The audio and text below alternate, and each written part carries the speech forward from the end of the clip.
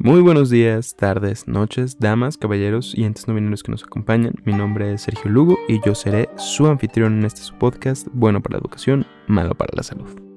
En este podcast analizaremos los orígenes históricos de nuestras obras favoritas, así como el impacto que tuvieron en la sociedad. En esta ocasión, hablaremos de la película Akira y cómo este filme ve sus raíces en la historia japonesa, más en específico en la Segunda Guerra Mundial, y cómo esta misma obra ha influenciado a millones de artistas a crear gráfica el día de hoy. Pero antes de entrar de lleno al tema de esta película, hablaremos un poco de la historia de Japón. Regresaremos en el tiempo unos pocos cientos de años para poder ponernos en contexto y analizar esta obra como se debe. Así que para empezar, les hablaré de la historia de Japón. La historia de Japón se divide por periodos, y el primer periodo que visitaremos es el periodo Muromachi. Este periodo, también conocido como el periodo Ashikaga, tomó lugar entre los años 1336 y 1573. Esta fue una época significativa en la historia de Japón, caracterizada por el control político de la familia Ashikaga, que estableció su gobierno en Kioto. Culturalmente, fue un periodo de florecimiento con la influencia del zen budismo, que impulsó el desarrollo de artes como la caligrafía, la pintura, la cerámica y la arquitectura. La estética wabi-sabi, que valora la belleza imperfecta y transitoria, también surgió durante este periodo. Pero otra de las grandes innovaciones respecto a la cultura fue la creación del teatro No. Este tiene sus raíces en representaciones folclóricas y rituales relacionados con el zen budismo. Fue desarrollado por Kiyotsugu Kanami y su hijo Motokiyo Seami fue considerado como el dramaturgo más importante de este estilo de teatro, estableciendo las bases estéticas y técnicas del género. El teatro No es altamente estilizado y sofisticado, con un enfoque en el refinamiento y la elegancia. Las representaciones se realizan en un escenario cuadrado y elevado, sin telón, con 4 postes y un tejado. Se caracteriza por una estética minimalista, sutileza y uso de máscaras y trajes distintivos. El repertorio del No incluye alrededor de 250 textos, la mayoría de los cuales fueron escritos hace ya varios siglos. Las líneas son generalmente cantadas, acompañadas por un grupo musical de 4 músicos llamados Hayashi. El teatro No es uno de los primeros medios donde los japoneses expresaban sus historias sintoístas y sus sentimientos y situaciones sociales. Otra de las características principales de este periodo fue la guerra. Durante este periodo, muchos de los señores feudales que habitaban Japón buscaban constantemente tomar el control del país por un medio o por otro, normalmente siendo asesinar a otros señores feudales para tomar control de sus tierras. Lo que también llevó a muchos historiadores a llamar a este periodo como periodo Sengoku o periodo combatiente. Aunque esta situación vería un cambio al llegar al siguiente periodo, el periodo Azuchi Momoyama. El periodo Azuchi Momoyama duraría de los años 1573 hasta el año 1603. Este periodo se caracterizó por la unificación del país bajo líderes militares poderosos como Oda Nobunaga y su sucesor Toyotomi Hideyoshi. Oda Nobunaga comenzó la unificación de Japón, pero fue asesinado por uno de sus vasallos en 1582. Hideyoshi continuó sus esfuerzos centralizando el gobierno y estableciendo un periodo de estabilidad. También es notable por la expansión territorial como las invasiones de Corea. Estas invasiones, también conocidas como guerras Imjin, tuvieron como propósito expandir el territorio japonés hasta llegar a China, obviamente pasando primero por Corea. La primera de estas invasiones tomó lugar en 1592, donde Japón logró tomar ciudades clave como Seúl, Pyongyang y Busan, pero fue detenida cuando China intervino, resultando en un estancamiento. Para la segunda invasión, en 1597, Japón reforzó sus fuerzas, contando ahora con más de 100.000 soldados, pero nuevamente la resistencia coreana y la intervención china dificultaron el avance japonés. La invasión terminó abruptamente en 1598 tras la muerte de Hideyoshi. Estos eventos marcarían permanentemente las relaciones entre Japón, Corea y China. Después de estos eventos llegaría el periodo Edo. Dicho periodo empezaría en el año 1603 y terminaría en el año 1868. Comenzaría con la llegada al poder de Tokugawa Ieyasu, quien estableció un gobierno centralizado en Edo, lo que ahora conocemos como Tokio. La principal característica de este periodo fue la política de aislamiento tan brutal que fue establecida, también conocida como Sakoku, que limitaba el comercio y el contacto con el exterior, protegiendo completamente la cultura japonesa de influencias extranjeras. A pesar de esto, y tal vez incluso como consecuencia de este aislamiento, Japón experimentó estabilidad económica y política, lo que hicieron que internamente el país creciera exponencialmente. Y en cuanto a cuestiones culturales se refiere, el periodo Edo vio el nacimiento del teatro Bunraku. Este tipo de teatro, a diferencia del teatro No, se caracterizaba por el uso de marionetas. Dichas marionetas se controlaban por 3 personas simultáneamente. Uno controlaba las piernas y los pies, otro las manos y los brazos y otro se encargaba de la cabeza y de las expresiones faciales. Este tipo de teatro requería una sincronización increíblemente precisa por parte de sus participantes, ya que el fuerte de este tipo de teatro es que las marionetas realmente reflejaran estar vivas, que sus movimientos se sintieran naturales. Esto, sumado a la vestimenta tan detallada que las marionetas portaban, realmente daba la impresión de que estas eran obras de arte en movimiento. Otra parte esencial para el teatro bunraku son la música y el canto. Un coro y varios músicos acompañan la actuación de los títeres, proporcionando un ambiente sonoro rico y emocional. El coro, conocido como tayu, canta las líneas de los personajes, mientras los títeres se mueven y actúan en el escenario. Las historias representadas en el bunraku suelen ser dramas históricos o romances trágicos. Se basan en leyendas populares, cuentos folclóricos y obras literarias clásicas japonesas, con temas recurrentes como el amor, la venganza, la lealtad y la tragedia humana. Las temáticas abordadas en el teatro bunraku han sido de inspiración al día de hoy, y es que es en la animación japonesa donde podemos ver su huella más grande, ya que este tipo de situaciones son las más abordadas en la animación nipona. Habiendo dicho esto, es así como el periodo Edo llega a su fin, y en su lugar empieza el periodo Meiji. Este periodo, que comenzaría en el año 1868 y terminaría en el año 1912, comenzaría con la restauración Meiji, que buscaría quitarle el poder a los señores feudales y dárselo al emperador nuevamente. Es así como en 1868, el emperador Mutsuhito reclamó el poder que había estado en manos de los shogunes del clan Tokugawa. Esto marcaría así un cambio significativo en la dirección de Japón, que había estado aislado del mundo exterior durante más de 2 siglos. También durante este periodo se implementaron reformas importantes que incluyeron la abolición del sistema de clases sociales, la modernización del ejército y la marina, la adopción de un sistema de gobierno constitucional y la promoción de la industrialización. Japón se transformó en una nación industrializada y moderna, comenzando a expandirse territorialmente en Asia nuevamente. Este periodo fue descrito como la cuna de la democracia y el imperialismo japonés, así como de los sistemas educacionales con el objetivo de recuperar la grandeza del pueblo de Japón. Como ya mencionamos también anteriormente, es en este periodo donde las puertas de Japón se vuelven a abrir al público, lo cual no solo traería más visitantes al país, sino que también más tecnología y nuevas ideas. Es así como en 1912 empieza un periodo de transición y modernización con el comienzo de la era Taisho. Esta era duraría desde el año 1912 hasta el año 1926.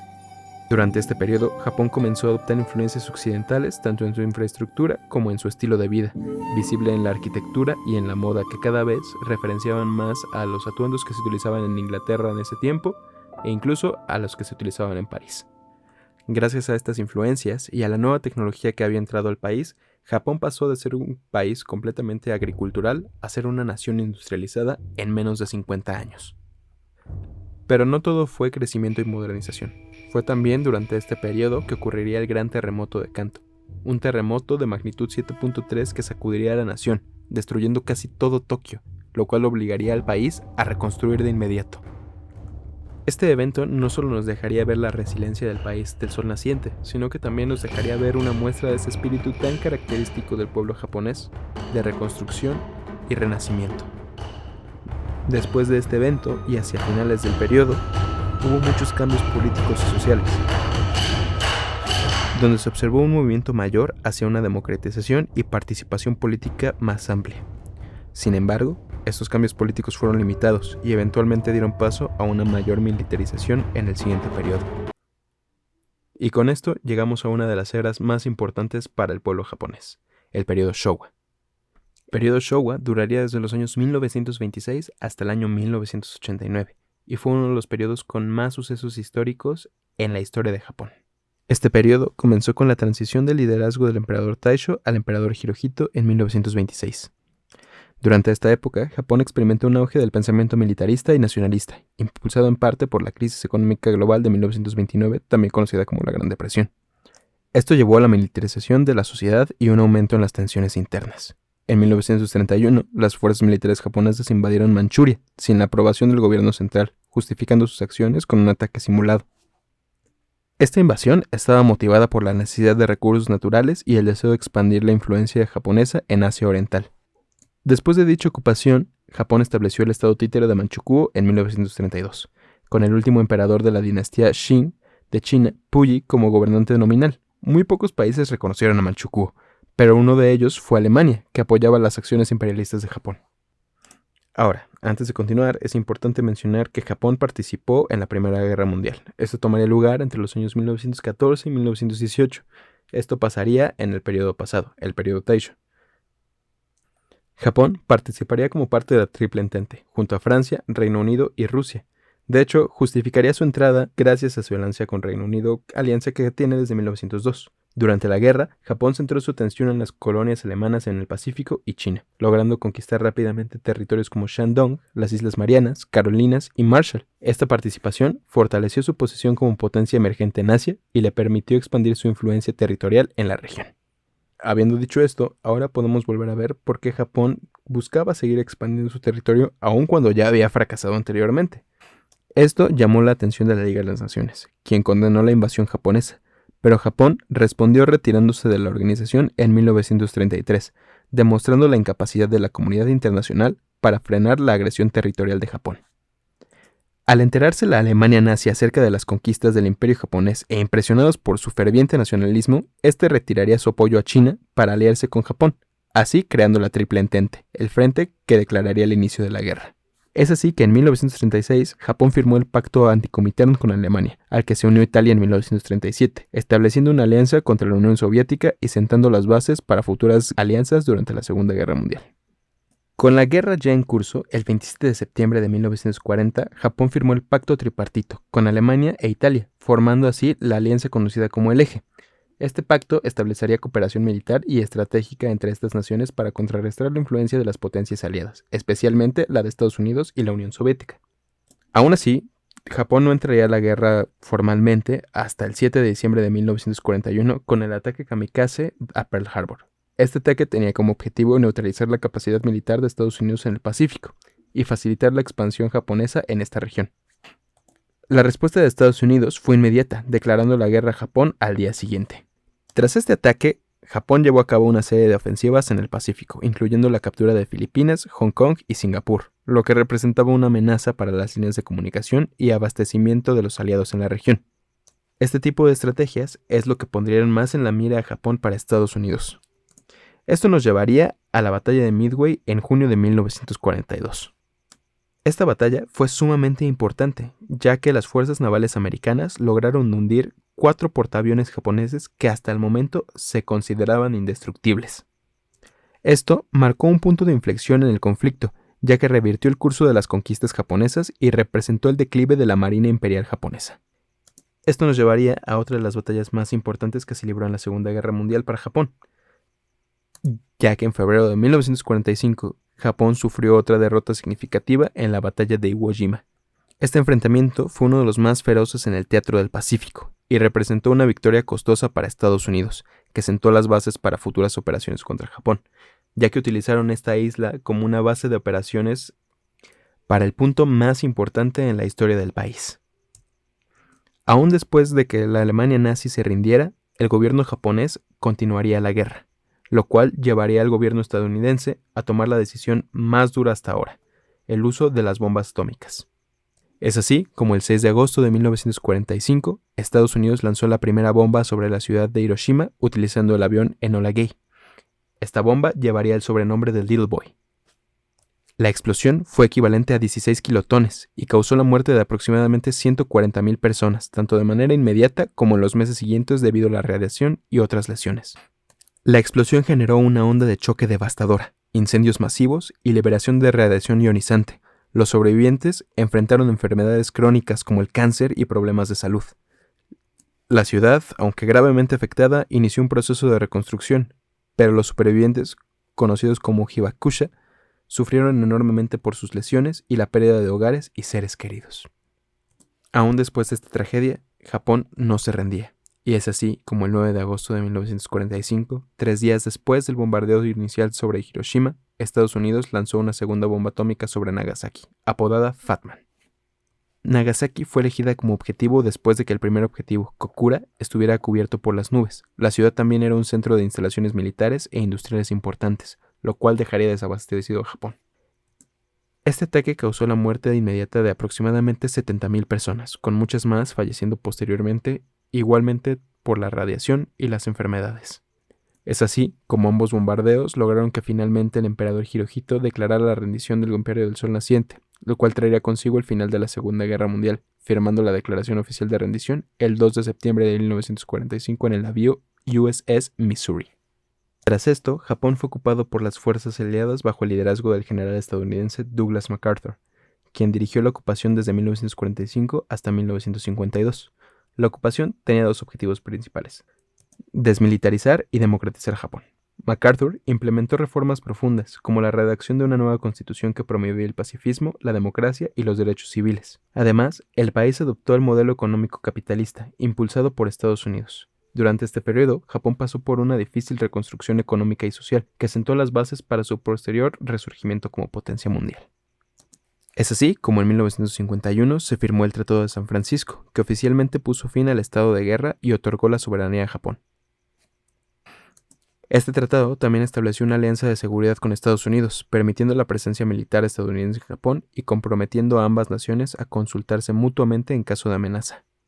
Así, entre los años de 1954 y 1963, Japón experimentó un crecimiento económico notable conocido como el milagro económico japonés. Este crecimiento se basó en la rápida industrialización, la inversión en tecnología y la eficiencia de la producción y la adopción de prácticas de gestión innovadoras. La influencia estadounidense durante la ocupación tuvo un profundo impacto en la sociedad japonesa. Hubo un cambio significativo en los valores inculcados en la juventud, con un enfoque en la democracia y el pacifismo. Sin embargo, esto también llevó a un descontento entre algunos jóvenes japoneses, quienes sintieron una pérdida de identidad debido al bombardeo de influencias occidentales. Esto desembocaría en los movimientos estudiantiles de 1964. Estos movimientos estaban motivados por diversas preocupaciones, entre ellas la presencia de bases militares estadounidenses en el país y las políticas de gobierno. Los estudiantes también demandaban un sistema educativo más accesible y medidas para reducir la desigualdad y la brecha social en Japón. A pesar de sus esfuerzos, el movimiento estudiantil japonés de los años 60 no logró alcanzar sus objetivos a largo plazo, en gran parte debido a la represión policial y el crecimiento económico que satisfacía a la mayoría de la población. Al final, el crecimiento económico que el país estaba experimentando fue el mayor enemigo de los jóvenes, dando así fin a las protestas estudiantiles de Japón. Por otra parte, las empresas y su ética laboral, caracterizada por la dedicación y el compromiso con la excelencia, fue crucial en este periodo de crecimiento económico. Además, la cooperación entre el gobierno y el sector privado mediante políticas estratégicas e incentivos facilitó el desarrollo económico sostenido de Japón. Es así que tras décadas de trabajo arduo, la burbuja económica japonesa, conocida como el milagro económico japonés, tuvo lugar en la década de los 80. Esta estuvo marcada por un rápido desarrollo industrial, avances tecnológicos y una influencia global sin precedentes.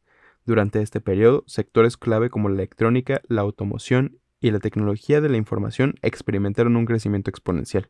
Empresas como Sony, Toyota y Honda se convirtieron en símbolos de excelencia e innovación japonesas, liderando mercados internacionales y redefiniendo estándares de calidad.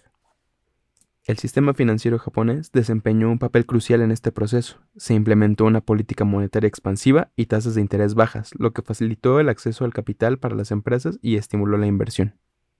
Además, el mercado de valores experimentó un auge y el valor de la tierra en Japón alcanzó niveles históricos durante la burbuja económica. Sin embargo, este crecimiento llegó a su cúspide antes de que la burbuja estallara, lo que marcó el fin de este periodo de expansión económica, y así también el final de la era Showa, que tras la muerte del emperador Hirohito el 7 de enero de 1989, dejaría atrás el periodo más importante de la historia japonesa. Y es así como dama, caballero y ente no binario que nos acompaña, que llegamos al final de nuestro primer episodio.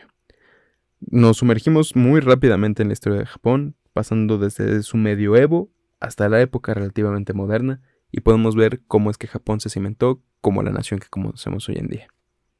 En nuestro siguiente episodio hablaremos de la animación, sobre todo de la animación japonesa.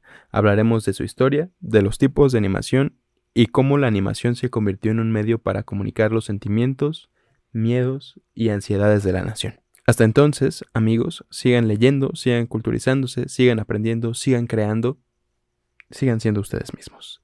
Se despide nuevamente su confiable amigo y locutor Sergio Lugo, deseándoles Buenos días, tardes y noches. Hasta pronto.